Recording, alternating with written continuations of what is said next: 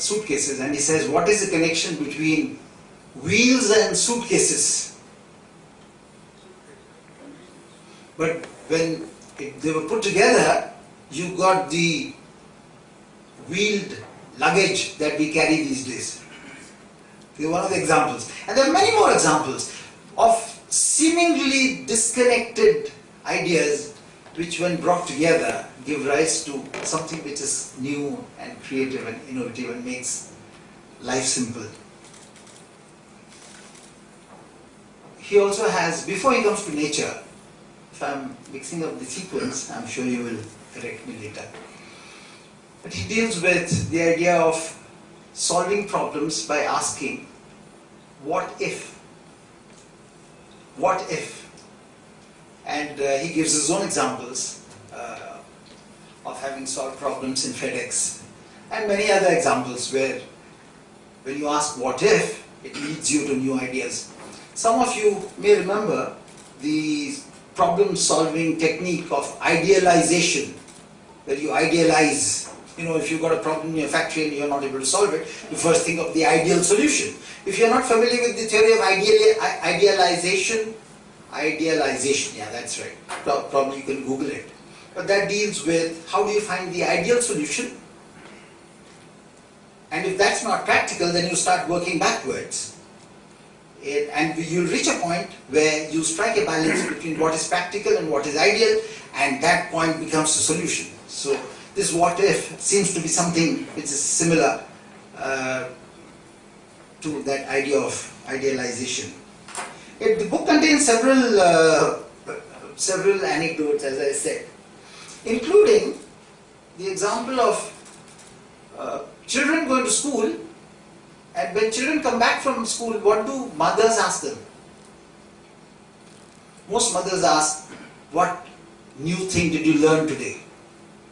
And he gives the example of a mother who would ask the child, what new good question did you ask today?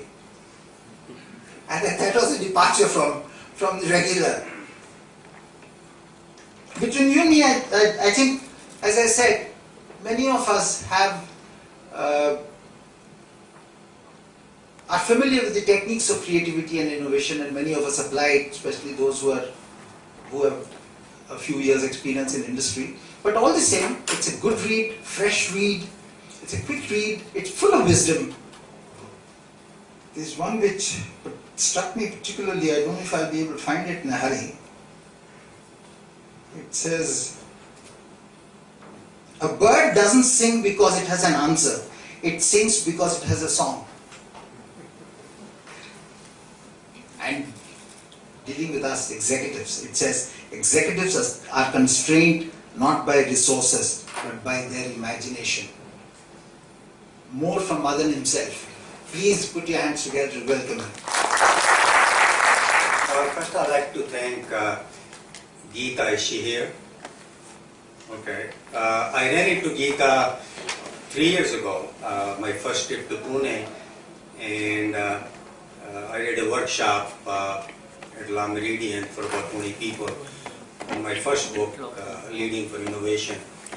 And so when I was planning this trip, I usually combine with a family event. So there was a wedding in Goa past weekend. So the book was coming out same time, so I told the publisher that I'll give you another 2 weeks to go around the country. So last time they had hired a PR company, and in 10 days they booked 20 talks. And I said, no, this time I will handle. So I went back to people I knew, so I just sent an email, and Geeta immediately responded, yes, we would like you to come to Pune, and Tata, I do some work with TCS, so they wanted. So I'm delighted to be here, and thank you, Manish. He's been emailing and doing all the logistics work, and certainly your support for the sponsoring the talk.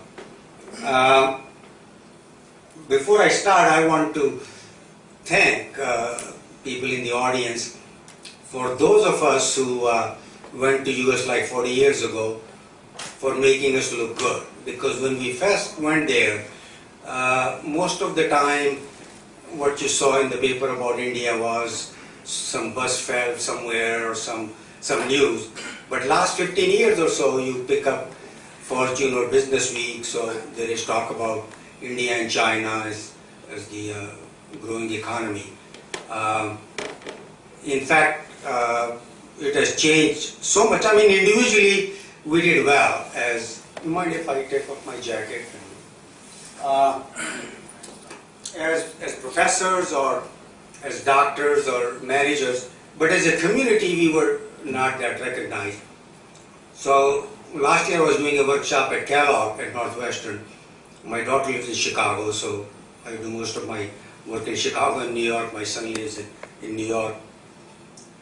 So this fellow comes during the break and gives me his card, which says Eddie Nath. He's a young man from Delhi.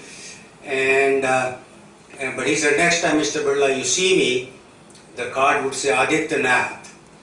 Because when I finished Michigan, he went to Michigan in '82, and he said I would send out my resume and as Aditya Nath, and I wouldn't get any response back.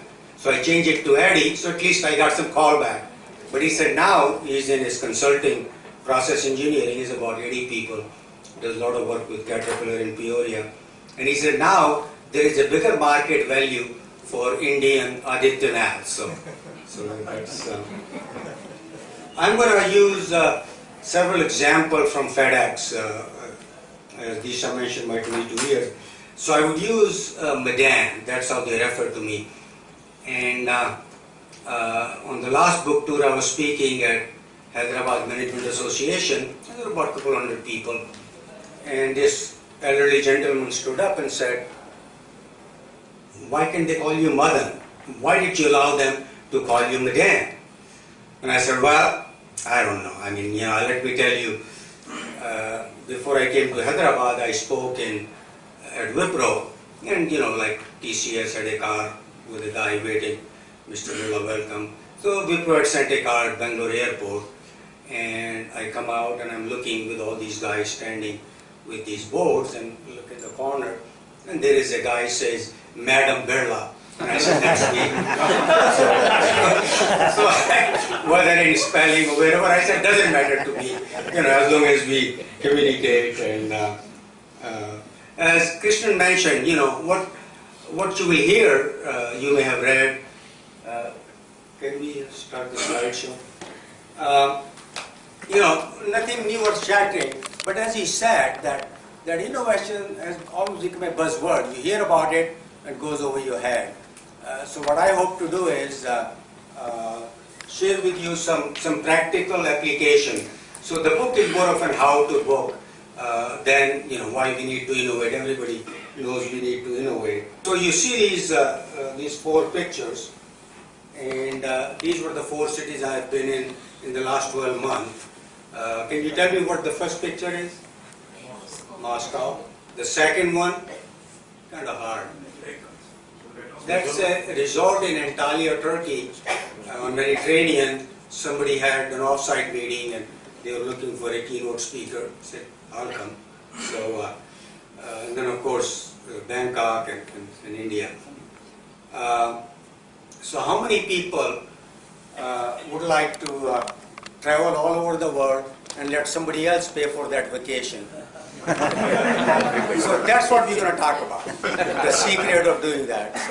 So the first book has come out, FedEx Delivers, on my left, that in Chinese, Russian, Spanish, Korean, Thai, Vietnamese, Cyprus, many languages. So wife and I decided we want to take a vacation this year, and I sent them email to business schools, and they're always looking, how did Fred Smith build such a great company, a global icon? So they pay for expenses, and I enjoy it. So that's my joy at this stage. How many of you feel that the business world, which most of you operate in, is different today than it was 5 years ago? So the world is changing. And what kind of changes are you seeing? It's not a trick question. It's just shorter cycle time. Cycle, technology, Volatility. social media.